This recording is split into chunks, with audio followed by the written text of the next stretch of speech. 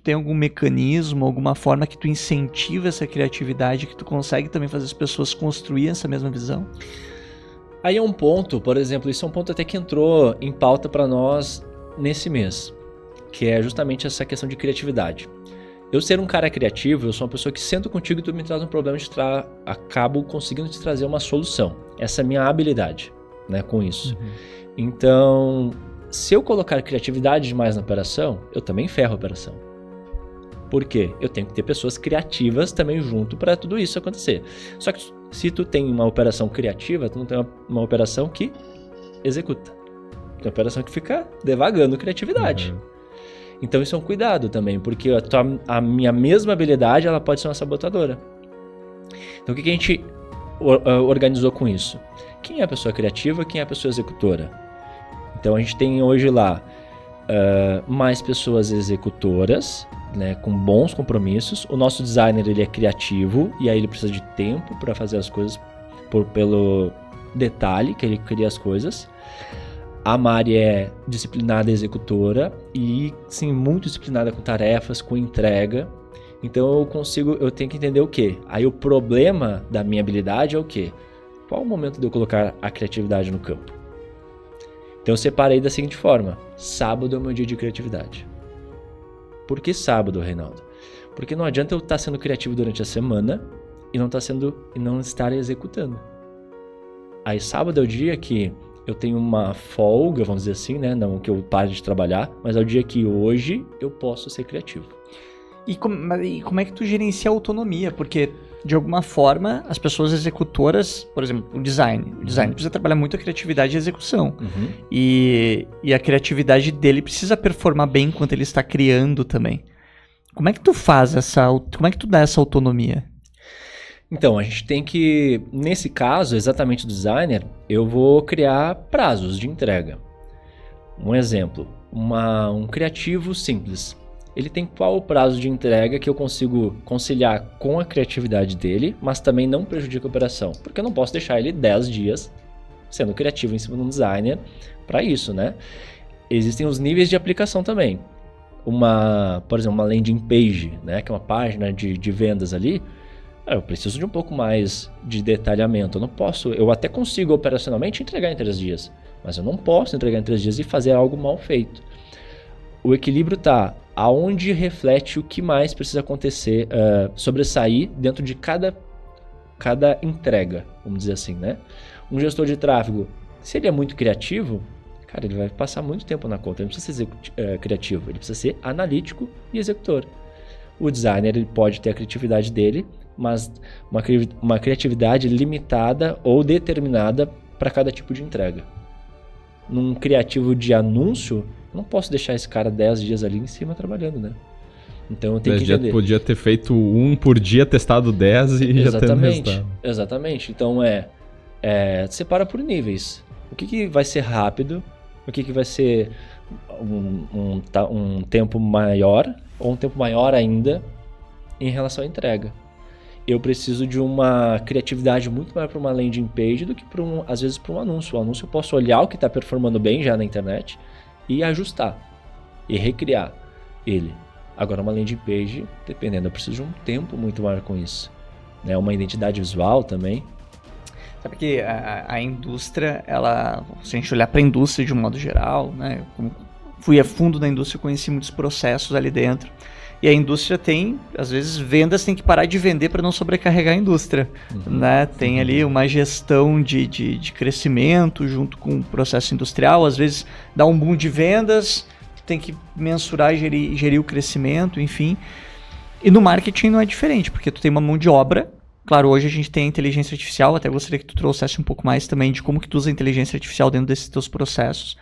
Mas deve ser um desafio também nesse sentido, né? Mão de obra escassa ou difícil de conseguir integrar a pessoa no processo e desenvolver um mecanismo de venda que tu consegue suprir, atender as tuas demandas sem fazer um péssimo atendimento para o cliente. Esse deve ser um grande desafio do negócio de vocês. Como que vocês fazem essa gestão, né? Como que tu organiza isso e como que vocês se organizam para escalar o negócio, né? Para fazer o negócio crescer? Bom, primeiro ponto, assim, Se fala muito em escala, né? De negócios hoje em dia. Todo mundo quer, vou escalar. E às vezes as pessoas falam, estou escalando. E tu vai olhar, cara, tu não está escalando. Tu não tem alguns outros pilares anteriores. Nós focamos, primeira coisa a gente focou primeiramente em cultura. Quem a gente queria ser e cultura. E para onde a gente queria ir, né? Pessoas, processos, aí escala.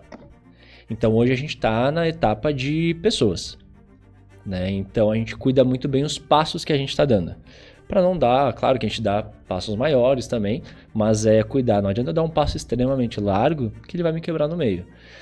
Então nesse processo, o que acontece? Hoje na RDO eu tenho que entender qual é a minha capacidade. Primeiro ponto, né? Como gestor. Às vezes o vendedor ele não vai ter esse nível de, deixa eu entender a capacidade. Ele quer vender, é a execução que ele sabe fazer. Como eu fico na frente da parte comercial e também como gestor da empresa, eu e a Mari, então a gente entende qual que é a capacidade. Se eu colocar hoje 10 empresas para dentro, o nosso time consegue entregar na mesma qualidade? E aí o ponto principal é o quê? O que nós não sacrificamos. Porque pode acontecer o seguinte, vou dar um exemplo. As pessoas estão ouvindo o podcast aqui, cara, gostei demais do Reinaldo, achei muito legal o RDO, começam a me chamar e chega lá 20 empresas para entrar. Lindo!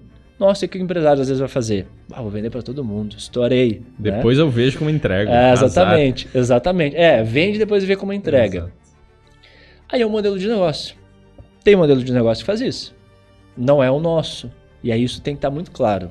A gente já teve reuniões com clientes que a gente falou assim, a gente poderia fechar, extremamente fechar. Cara, vamos fechar, o cara tá ali, ele quer comprar da gente. Só que eu sabia que eu ia quebrar ele se eu fechasse. Por quê? Porque existe um processo para ele vender. Às vezes vai 1, 2, 3 meses até começar a gerar vendas. Reinaldo, mas a minha agência aqui da minha cidade faz venda no primeiro mês. Não sei qual é o tipo do teu negócio. Não sei qual que é a tua cidade. Não sei quanta verba você está colocando. Concorrência, tudo. Exatamente. Tem tipos de negócio que vendem mais rápido. Se eu pegar hoje, por exemplo, uma pizzaria que tem um aplicativo, cara, com certeza vai vender no primeiro mês. Tomada de decisão de produto é muito mais rápida. Agora eu vou pegar uma loja de roupas que vende lá, uma grife. Talvez eu vou estruturar, ela não tem estrutura nenhuma. Então é entender qual que é a capacidade que a gente entrega e o que a gente não vai sacrificar. Primeiro, clareza. Onde é que a gente tem clareza? Executando, metrificando e analisando. Essa visão, né, essa forma de olhar para a gestão, tu remete isso às experiências ruins do teu passado, nos momentos difíceis? Eu acho que, assim... Onde que se encaixa isso? Entendeu a minha pergunta? Né? Onde que aquilo do teu passado, aquele momento difícil, aquela situação sem dinheiro, onde que toda essa tua visão de gestão, de metrificar, de olhar, onde que isso tem paridade? Eu acredito que, assim, eu costumo dizer que eu não tenho experiências ruins no meu passado. Eu tenho experiências boas, que me dão muita base para aplicar, e eu tenho experiências que não foram boas, mas que são boas para mim não copiar. Né? Então, assim, eu vim de uma empresa, eu trabalhei numa multinacional, até mostrei no começo, que era a Ambev. A Ambev é extremamente agressiva com vendas, volume, share, né? Posicionamento de marca, estratégia de marca. Tu entender, às vezes eu vou perder aqui com esse dinheiro, mas o meu negócio, o meu equity está crescendo, o meu espaço, o meu share está crescendo. Então ali eu me desenvolvi em comunicação, olhar dessa forma analítica para os negócios e ter essa, às vezes até um pouco de uma acidez, um pouco mais audacioso com algumas coisas, né? E também é a parte de opinar muito forte ali de dentro. Depois nessa outra empresa, essa rede de academias, que foi um período bem como poderia usar a palavra, que me desenvolveu muito, porque eu tive uma outra visão de negócios. Eu vendia na época, para ter uma ideia, era um investimento em 50% de uma academia de 1,5 milhão para uma pessoa através de uma tela de computador, ela estava lá em qualquer outro lugar. Então essa empresa ela trabalhava com marketing muito forte. E eu precisava entender o quê? O que eu entendi muito dela? Estratégias rápidas. Coisa rápida. Errou? Acerta. Errou? Ajusta. O que está fazendo sentido? Então eu me tornei muito analítico. E como eu fui para o campo de batalha como gestor de tráfego, o que eu comecei a performar e comecei a construir? Visão analítica. E depois eu entrei o quê? Se eu for o analítico operacional, eu vou estar sempre nessa cadeira aqui. Eu preciso entender de negócios. E comecei a me apaixonar cada vez mais por negócio, cada vez mais por negócio, cada vez mais por vendas. E aí eu entender o que mexe o ponteiro dessas coisas. Hoje, eu estou cada vez mais investindo eu preciso ser agora um bom gestor. E dói às vezes, porque eu gosto de ser um bom gestor de tráfego. Sou muito bom com isso e sei contribuir muito bem com isso. Mas eu preciso sair daqui. Eu preciso ir para outro lado agora. Tem que renunciar, né? Exatamente. As renúncias. Eu lembro quando eu tive que renunciar à fotografia, doeu. Mas eu fui para outro lugar. E agora eu tenho que renunciar a isso porque eu preciso olhar de negócio. Nenhum empresário vai sentar comigo e vai me perguntar o seguinte: tá, Reinaldo, mas como é que é a média do teu CTR? Que estilo de campanha? Ele vai falar o quê? Cara, quanto eu vendo, quanto eu boto na tua mão de dinheiro, o meu produto é esse, e eu tenho que ter a visão de entender. Fulano, olha só, eu analisei o teu negócio aqui na nossa conversa, eu vi uma brecha aqui, e criar valor para ele. Como é que eu vou gerar valor para ele? Se eu entender de negócio, entender de vendas. E aí eu me apaixonei por isso. Legal. E hoje o negócio de vocês, a nível de entrega, vai além do marketing, né? Vai. O marketing é uma ferramenta. É um meio, né? Exatamente. É um mecanismo. Exatamente. Eu brinco, né, com essa analogia que é: teu carro estragou. Né? Teu carro estragou. Tu chega no mecânico lá, e aí teu carro lá tá um barulho no motor lá. E aí imagina tu chegar no mecânico: olha, eu preciso arrumar meu carro. E ele diz assim: cara, eu vou arrumar, vou te entregar, tal. Mas esse mecânico tem uma chave de fenda. Cara, dependendo, ele não vai arrumar teu carro. Se é um parafusinho, ele vai arrumar. Agora, dependendo se ele tem uma chave de fenda, ele não vai arrumar. E eu vejo que muitos negócios fazem isso. O marketing, o cara tem lá uma chave de fenda, ele sabe uma coisa, fazer uma coisa, olhar para uma coisa. E aí, não funciona, o cara não arrumou meu carro. Então, o marketing, ele não é a solução final. Ele é um meio muito forte, mas ele é o meio do caminho. E isso é um erro que as empresas cometem, né? Exatamente. É terceirizar o sucesso de vendas pro marketing. E eu vejo, ao longo desses 17, 18 anos trabalhando em empresas, trabalhando no corporativo, nos últimos 10 anos treinamentos, eu já vi marketing e vendas que não se fecham, não se comunicam. Cara, isso aí mora um grande perigo. Eu já vi agências, ou melhor, o empresário pegando agências só para fazer social media e achar que isso é marketing. Isso é outro erro. Esperar que o tráfego pago gere clientes bons e aí chega no atendimento de vendas, o vendedor desqualifica o cliente sem ter conseguido contato com o cliente. Né? E a gente vê de tudo. Hoje, dentro desse atendimento com as empresas, o que tu diria para as empresas, para o empresário que está ouvindo, para ele entender melhor o lado do marketing? Né? Que eu acredito que esse seja um grande ponto, fazer o empresário ter consciência do que o marketing como um todo pode agregar para ele, mas também o que é importante ele entender dentro do negócio dele para que ele possa usar melhor o marketing. Eu acho que falta muito dos empresários entenderem as alavancas de negócio. Não, às vezes não é nem ele olhar para o marketing como uma solução total, e tem muitos que fazem isso, né? E não são negócios pequenos, tá? Tem empresários que conversam com a gente, se eu perguntar qual que é o teu ticket médio? Eu tenho aqui um produto de 100, eu tenho um de 100. Tá, mas qual que é o teu ticket médio de venda? O cara não sabe. Tá, tu tem CRM? Não, meu time, eles não têm às vezes a base. O que aconteceu com o mercado? Antigamente tu abria uma empresa, tu abria as portas da empresa, botava uma fachada, as pessoas passavam ali, elas te ligavam para comprar, elas iam até ali e compravam, só que tudo isso mudou. A informação está muito rápida. Se eu perguntar para vocês hoje, vocês vieram para cá, tu rodou quanto tempo até aqui, Rafa? De carro? 10 minutos. Quantas placas tu viu até aqui? Placa de empresas? Dezenas. Me fala 5 que tu lembra. 5 empresas que tu lembra que tu viu até aqui. Academia. Uma outra que tem atrás da academia, que eu sempre vejo aquela placa ali. Cara, é isso. Sushi. Tu mexeu no teu celular hoje? Sim. Quantos anúncios tu viu? Nenhum prestei atenção e nenhum eu lembro. Mas tu viu vários, né? Vários. E a tua atenção também estava ali, né? Exatamente. Aí o que acontece então? Se o empresário olha para isso, então o Reinaldo tá dizendo que placa não funciona. É outro canal de comunicação. Funciona. Tu tem que entender o quê? O que tu precisa pro teu negócio? Eu preciso gerar mais vendas. Então eu preciso de mais volume. Quem é que gera volume? O teu vendedor faz prospecção?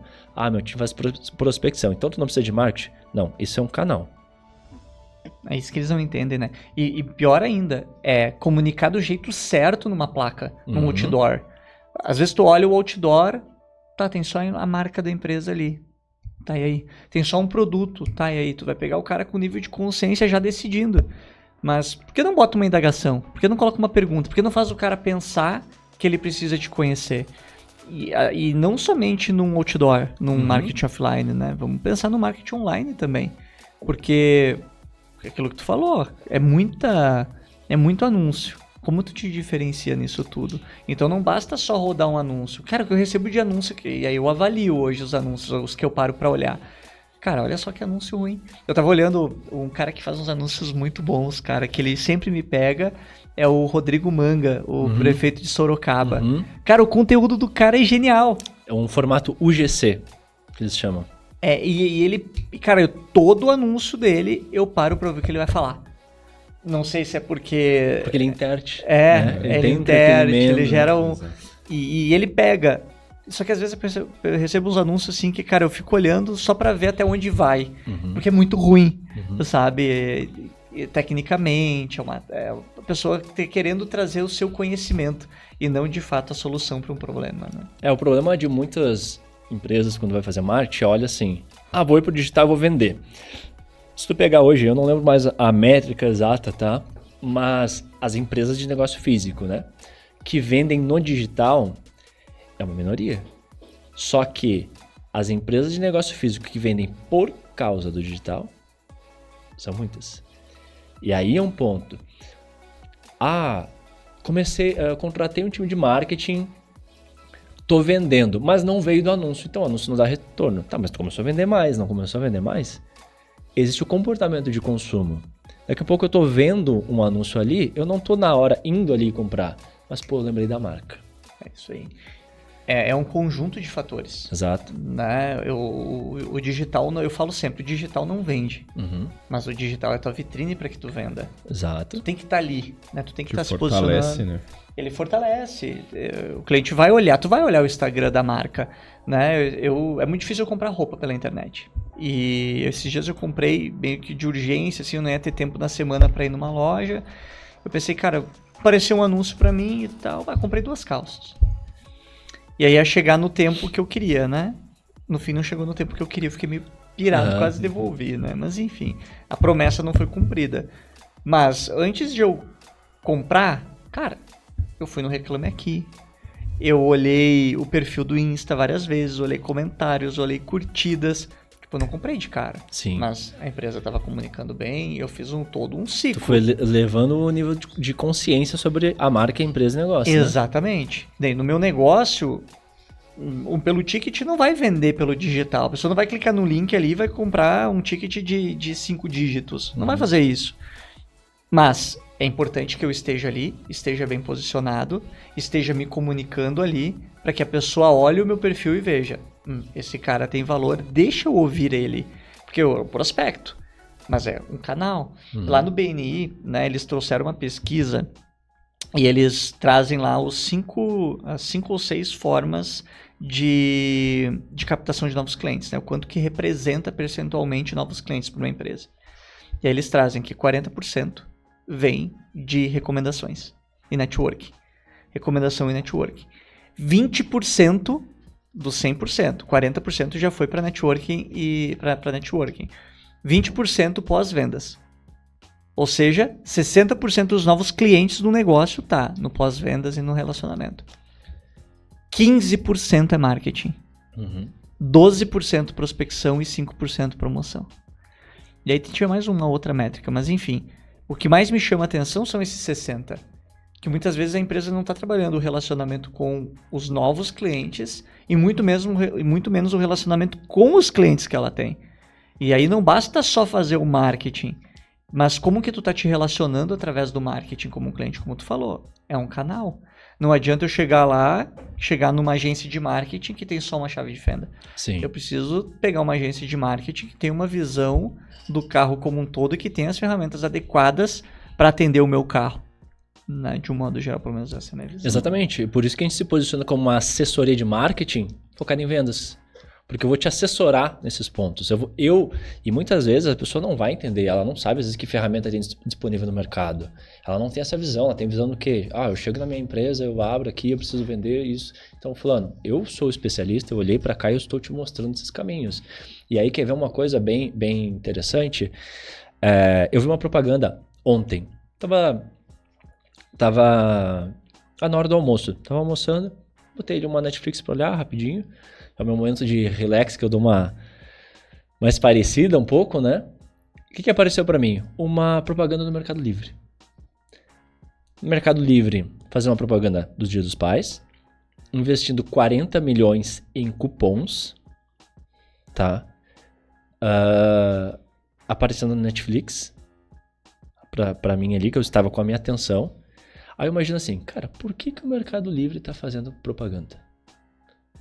A maioria das pessoas vão comprar muito na internet. Cara, eu comecei a acompanhar o Mercado Livre em 2006, 2007, Sim, né? extremamente. Porque antigo, além da propaganda, ele tá disponibilizando mais 40 milhões em cupons. Cara. É presença? É presença? Aí, o que acontece com alguns empresários? Ele faz o quê? Teve muito aquela vibe, hoje diminuiu um pouco, mas é da parte de tu levar uma sinestesia para dentro da casa do cliente, né? Vou dar um brinde de perfumezinho, vou dar um cheirinho para botar no meio das roupas lá.